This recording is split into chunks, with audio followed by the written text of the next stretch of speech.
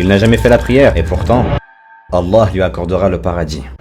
Du temps du messager alayhi salatu wassalam, un bédouin qui voulait se convertir à l'islam est arrivé à lui et lui a demandé « Sur quoi est-ce que tu m'ordonnes ?» Le messager alayhi salatu wassalam lui a répondu alors « Que tu reconnaisses qu'il n'y a d'autre divinité dignes d'adoration si ce n'est Allah, que Muhammad est son messager, que tu accomplisses la prière, le jeûne ainsi que la zakat. » Le bédouin répondit « Je jure par celui qui t'a envoyé avec la vérité, je ne rajouterai rien à cela et je ne diminuerai en rien. » Cet homme-là s'était à peine converti à l'islam, qui voulait partir au combat et rejoindre les autres musulmans combattre. Il prit alors les armes et est mort au combat, sans avoir eu le temps de faire ne serait-ce qu'une seule prière, à peine juste l'attestation prononcée.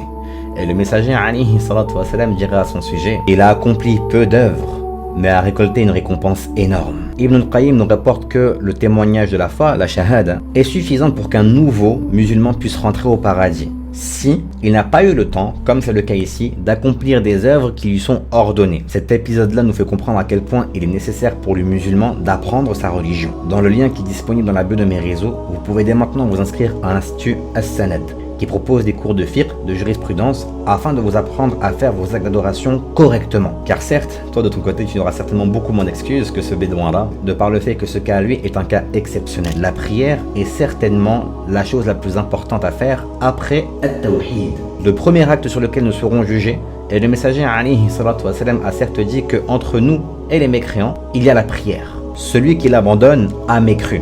Et même s'il y a divergence auprès des madhahib pour savoir si celui qui la délaisse par paresse est toujours musulman, allez-vous risquer votre entrée au paradis sur un pile ou face? Désobéir au Seigneur des mondes, et pensez-vous sincèrement que celui qui a été assidu dans ce que son Seigneur lui a ordonné de faire aura la même récompense que celui qui a délaissé la raison pour laquelle il a été créé?